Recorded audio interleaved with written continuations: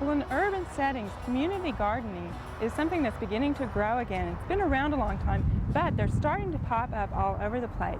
And today, we're at OSU in Oklahoma City, and we're visiting with Kirby, and she is the community garden coordinator here and also the farmers market coordinator. And Chris, thanks for showing us around your garden today. Thanks for being here.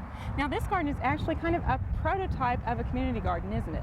Right, this garden came about, it was inception with a grant that we got from the Oklahoma City Community Foundation to put in a prototype community garden to give people an idea of what you can do with a community garden, how you can set plots up, what you can do with your spacing, with your fruit trees, add butterfly gardens in, and then also have your plots here for the people to grow in. Now, in addition to just having the plots, you also have seminars and stuff like that? Yes, we have a seminar usually once a year. We're thinking about maybe going to twice a year. In the spring, we had this last seminar where we focused a lot on outdoor classrooms, herb gardening, butterfly gardening, how did you design your own community garden, improving your soil with earthworms. It was just really a neat symposium. We're also thinking about having one this summer that takes it one step further, you know, where you're working on your harvest. How do you preserve your harvest? How do you take care of the pests in the garden and so on.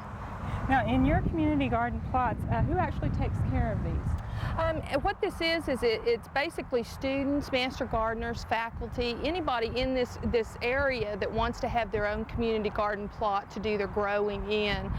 They just fill out an application and they're allowed, you know, to grow whatever they want to. They're supposed to maintain their plots, but sometimes that has its pros and cons, but we try to work together and work together in our weeding and our watering, and 10% of the produce that comes out of here is donated either to like the Jesus House or a needy family, or we also have a group called Project Reach on the campus that we're working with to giving them some produce too. Well, that's really good. Now, as a prototype garden, like you were saying, you can also see some of the problems that come with the community garden. Like you might have a garden like this is well tended, and then you might have one right next door that maybe isn't so well tended. True.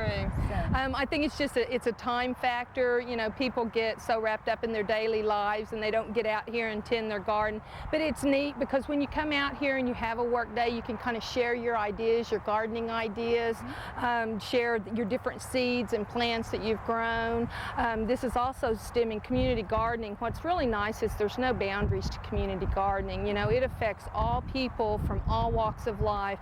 You know, children, elderly, your handicap, just people from everyday living situations. It's a nice therapy to be able to come out into your garden and work and get all your frustrations for the day out. Now, this is also very good for people that may live in apartments or something like that. Right. In fact, we've got one lady, she was from San Francisco, and she had called County Extension wanting to know if we had any community gardens, and they referred her down to us, and she lives in an apartment and doesn't have any place to grow, so she's got a community garden over here where she can grow the things that she likes to eat. Okay. Now, you've also got an accessible garden project going on out here as well. Right. We've got a student that for her practicum project, she's very involved in horticulture therapy and access for people that are in wheelchair or partially sighted or blinded visitors.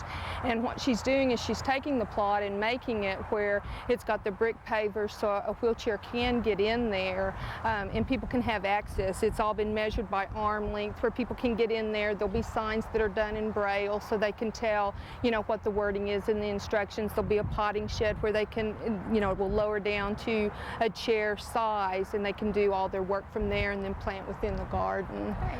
Now, this is basically an ongoing project, so anyone that would be interested in establishing a community garden in their own community would be welcome to come out and see what's going on here. Oh, definitely. There's a lot of things to see out here. There is a lot of grants that are available for community gardening throughout the state, throughout the United States. Gardening is such a big, increasing, you know, gardening's the #1 hobby now. So you know, it's really good. It's good for people. It's good for people to get out in it. And there's money for community gardens, you know, whether it's affecting the handicap or children. There's a lot of outdoor classroom grants that are available too. Okay. Well, we really appreciate you giving us this tour, Chris. Thanks, Brenda.